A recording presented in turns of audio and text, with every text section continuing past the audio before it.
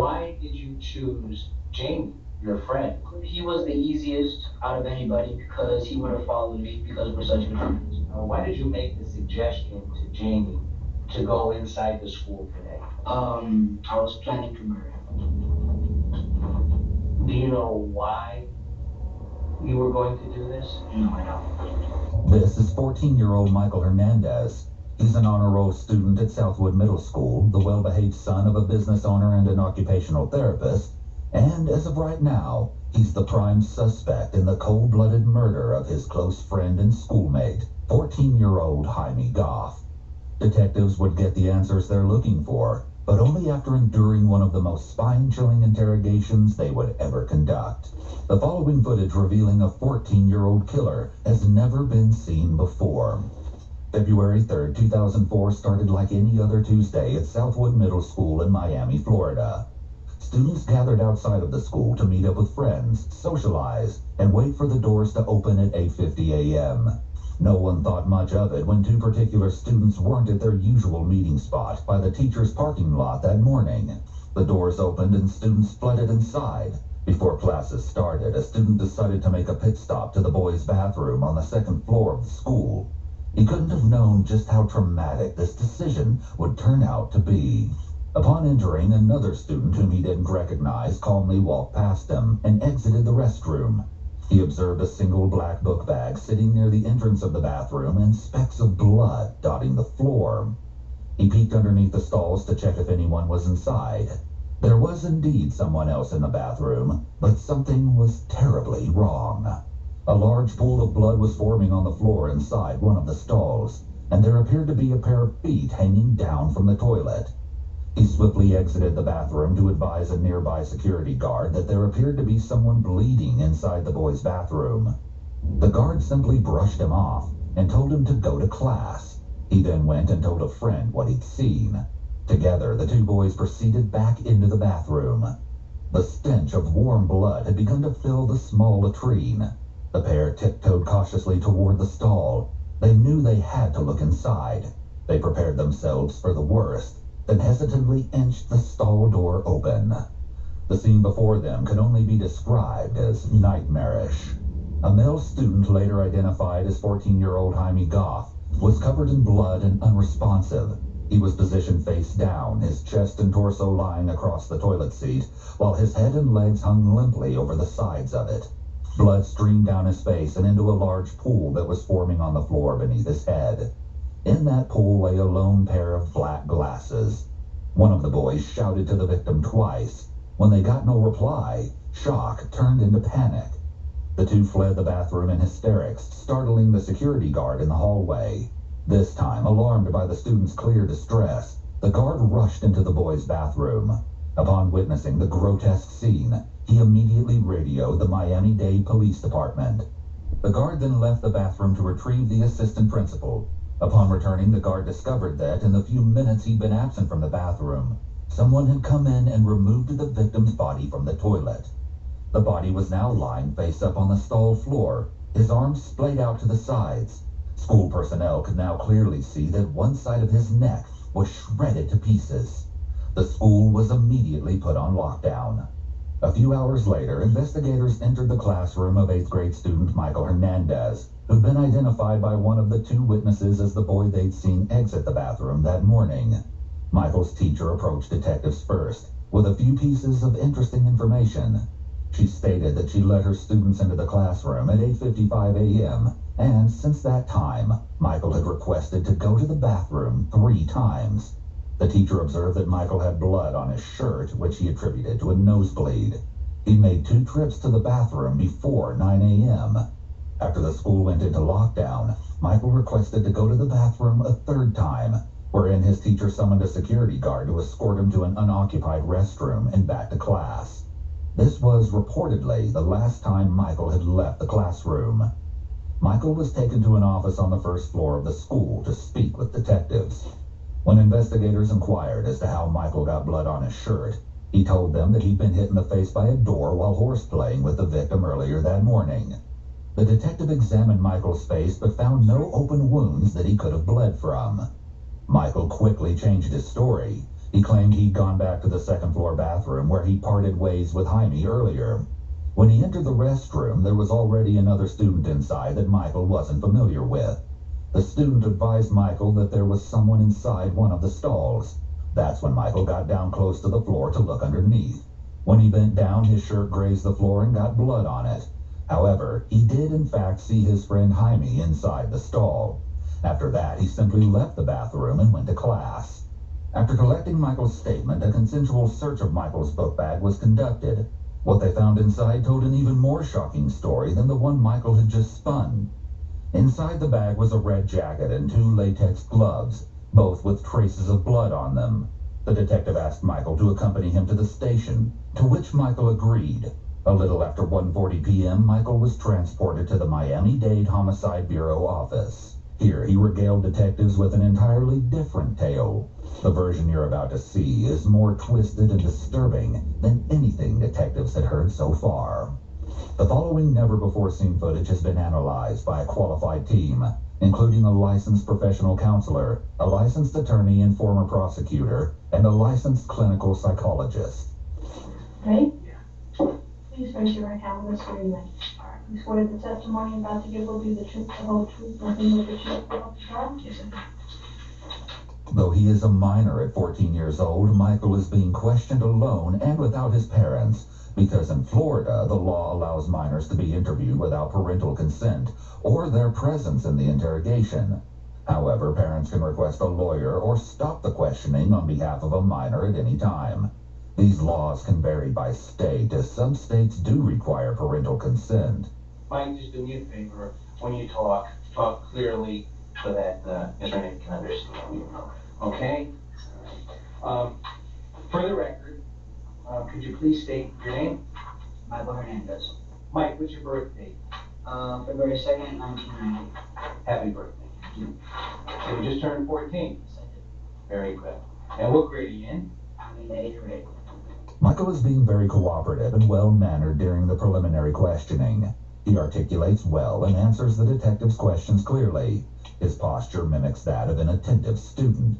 He's sitting up straight, his hands folded in front of him, and his eyes keenly fixed on the detective. His body language conveys respect and a willingness to be compliant. However, we'll soon see that his motives are actually much darker. What school do you go Southwood Middle School. to? And are you in any special classes or anything? Any honors classes? I'm in gifted. All my classes are gifted except for my electives. Very good. You can read and write the English language, correct? Yes, I do. And what are your grades in school, Mike? A's and B's. Michael appears proud to talk about his exceptional performance in school. Being a gifted student seems to be a big part of Michael's identity. Do you know an individual by the name of Jaime or Jamie Goff? Yes, I do. The J in Jaime here is pronounced with an H sound, like it would be pronounced in Spanish. But Michael and the detective pronounce Jaime with the J sound. At the mention of the victim's name, Michael's cool demeanor slips very subtly for the first. Enjoy summer. Enjoy Illinois without emptying your tank. Ride Amtrak. Bring the bikes. Bring the kids. Visit Illinois' wide open spaces and big city places. Weston Amtrak LA. Book now. My customers at the moment are not real happy with the political leadership and policy decisions. And probably the biggest evidence of that is the number of them that have moved out of Illinois. The climate has become extremely unfriendly. How much worse does it have to get? For the first time, he seems to hesitate before answering the question. Yes, I do. His hands make a slight movement, as if he's trying to talk with them, but doesn't exactly know how. And how do you know Jamie? We've been friends since the 7th grade. And for the record, Jamie is the victim in this case. How old is Jamie? 14. And you're 14 also. Yes. How much older is he than you? I'd say about 4 months. Let's see. 4 months. 4 months old. Give or take a few days. Okay. Normally, detectives ask a suspect very open-ended questions like, "Tell me what you did this day." But here, the detective is using a lot of leading questions, which may be due to Michael's very young age. So what time did you get to school? 8:25, a little after, between 8 and 8:30. And when you arrived at school, where did you go to? I went to the fence on the outside of the parking lot, north of the parking lot. And why is that? That's just where me and some other people would just hang out. And this would be before class? Yes, before class. And who are the people that you would hang out with in the morning? Most of the time it'd be with Jamie Goff, Andre Martin, and myself. And sometimes there were some other people, but they didn't hang out with us. They just were there. Okay. Today, who did you meet at the fence? I met at Jamie Goff. And how did Jamie seem this morning? He seemed like he normal all like he does every morning. Did you make any suggestions to Jamie that you and him go into the school early this morning? Yes, I did. And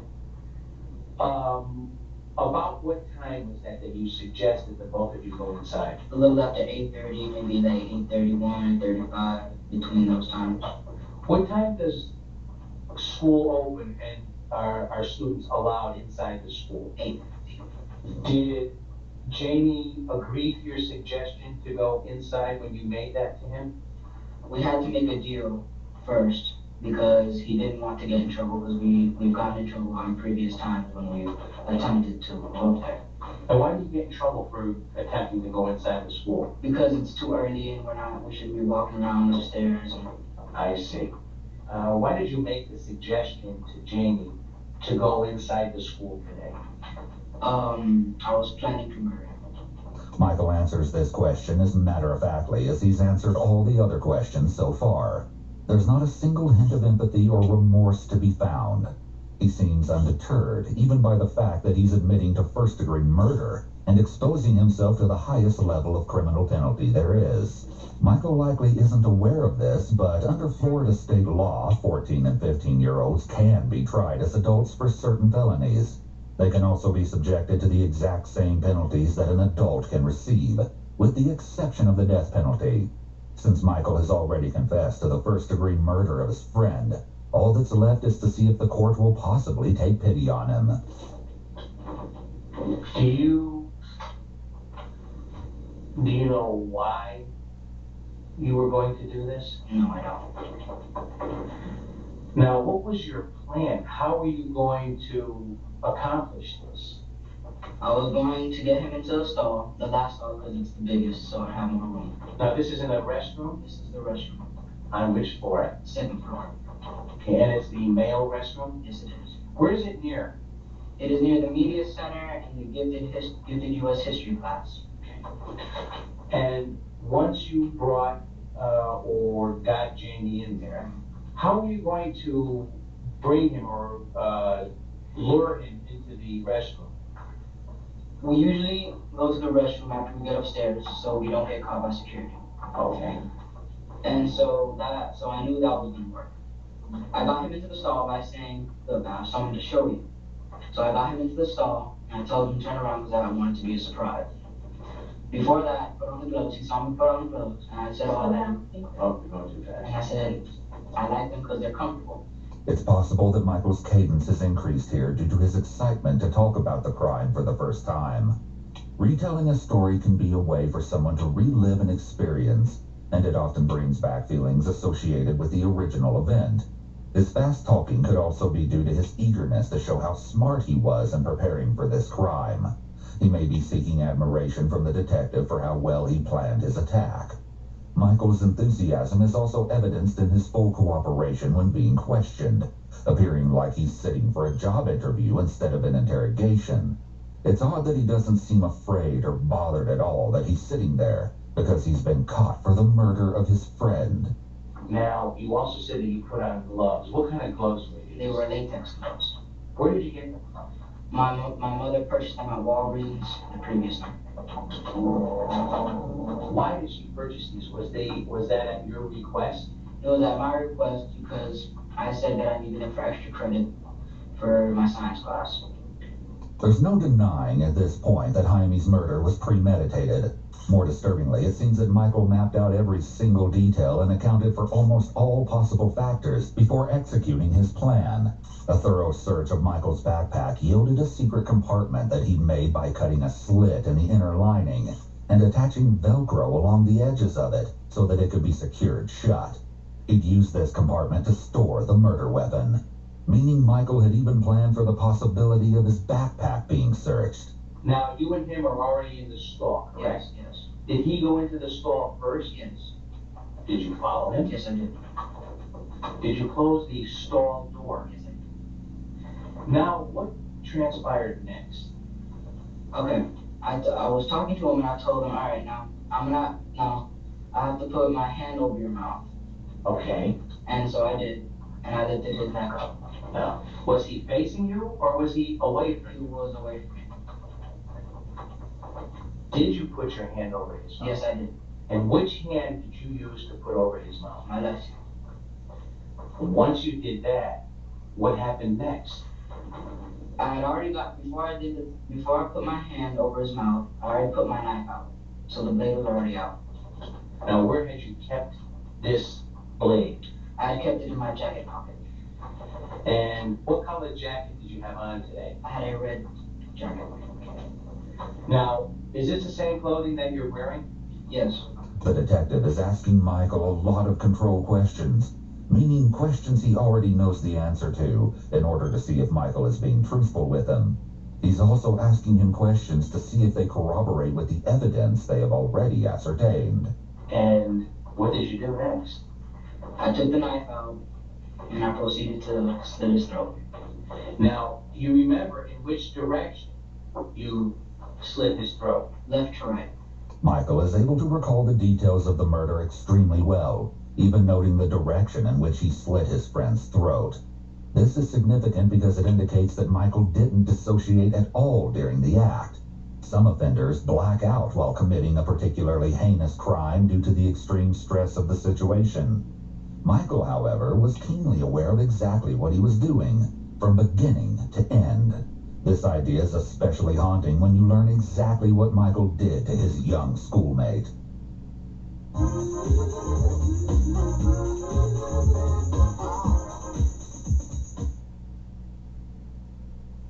An autopsy of the victim's body concluded that, in addition to his throat being slit, Jaime had been stabbed in the neck over 40 times.